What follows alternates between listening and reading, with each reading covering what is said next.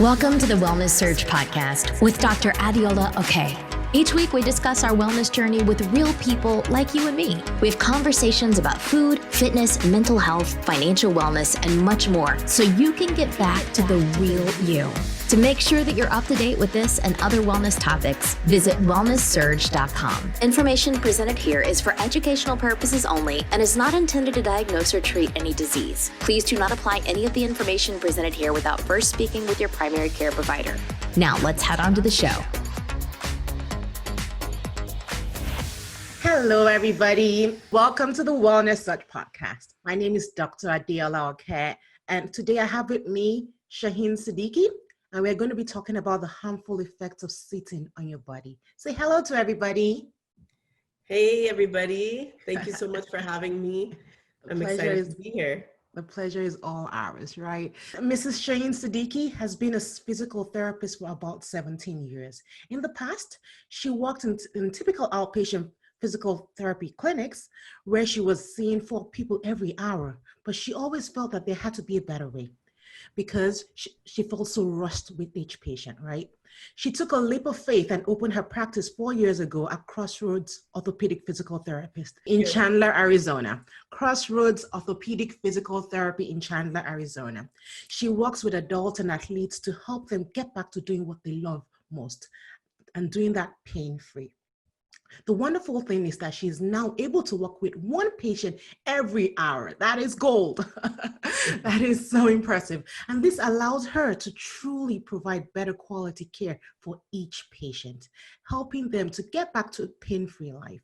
She lives in Chandler, Arizona with her husband and her 4 kids. They love to travel, explore, and stay active.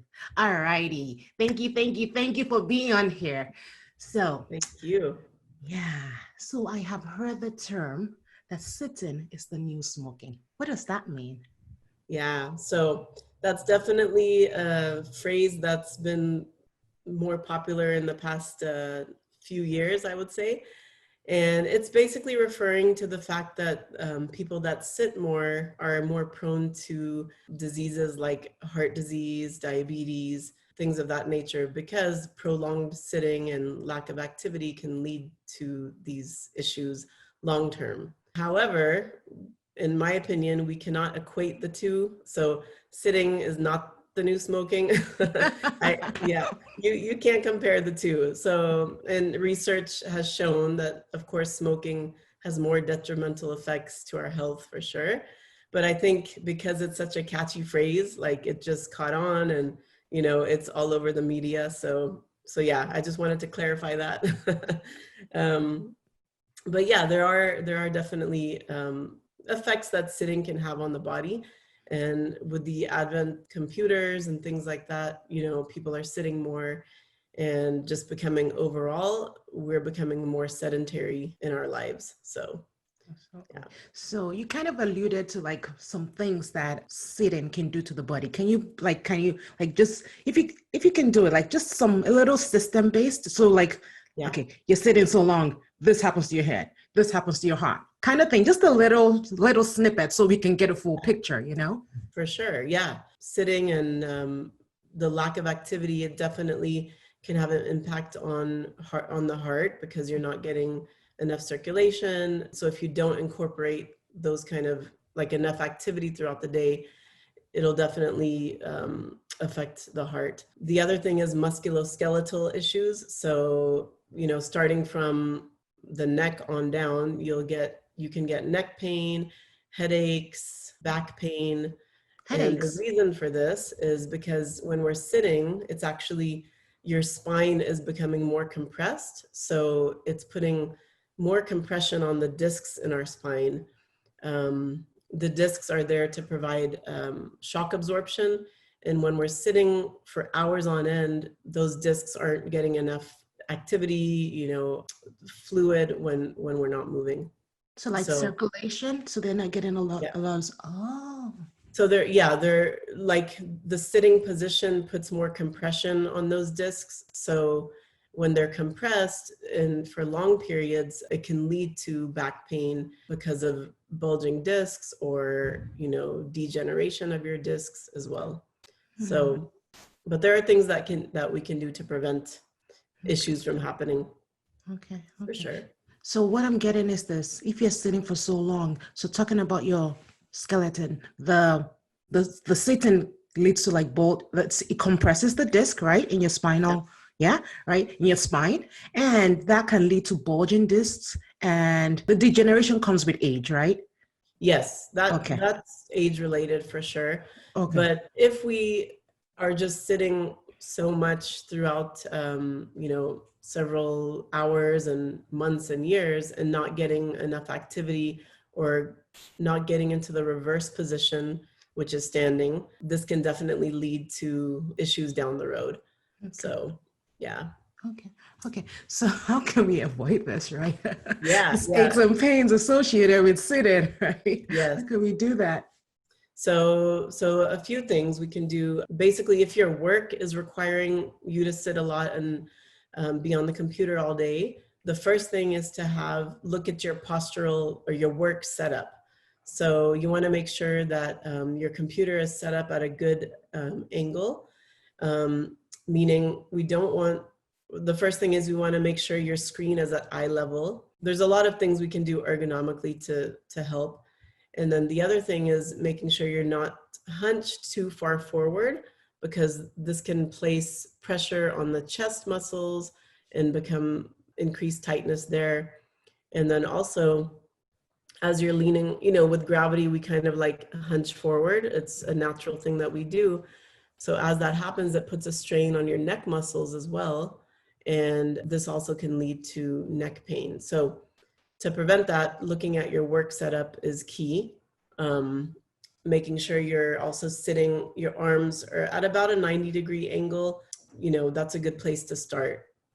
And then from there, once you kind of have a work setup figured out, you can look at a standing desk. That's a good option, because that allows you to take a break every so often.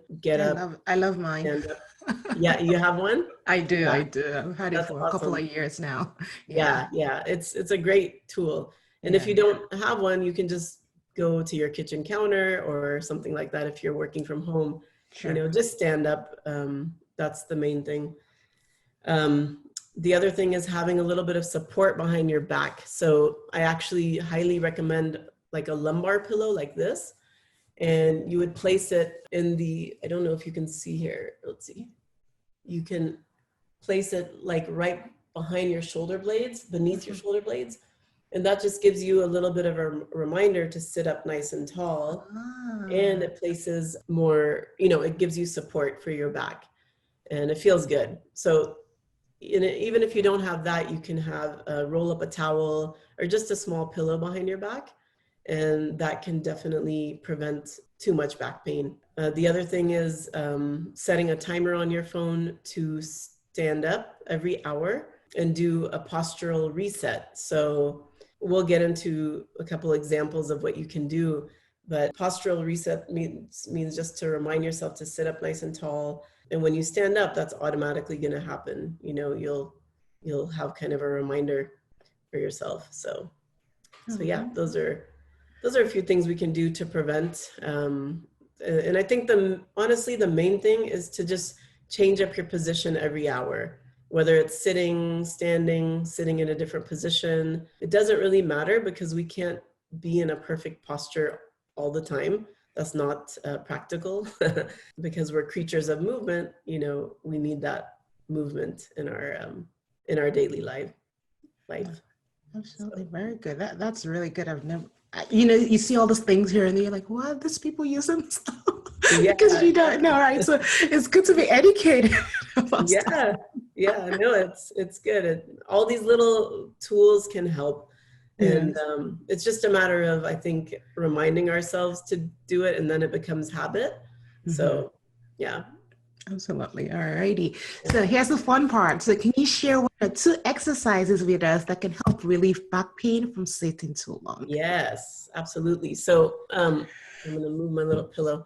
I will stand up. So of course I'm going to show you the ones in standing. So what you would do is, let's see here to make sure. So just standing, and You'll place your hands on your hips, and then you're just going to extend backward.